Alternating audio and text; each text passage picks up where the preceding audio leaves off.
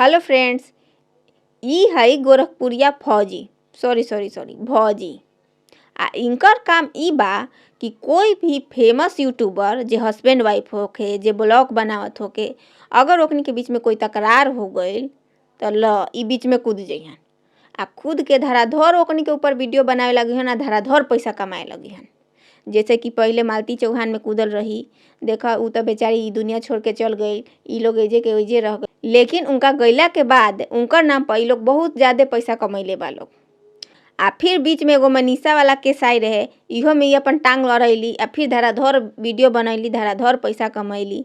तो इनकर कामे इहे बा। तो हमार बात अगर सच लागे तब रउआ कमेंट में बताइम, अगर हमार बात झूठ भी लागे तो भी कमेंट में बताइम। हमारी वीडियो अच्छा लगल तो प्लीज़ हमारे वीडियो के लाइक करी, चैनल को सब्सक्राइब करी, ज़्यादा से ज़्यादा शेयर करी ताकि हमू एक दिन फेमस हो जाई, हमू बहुत धराधर पैसा कमाई।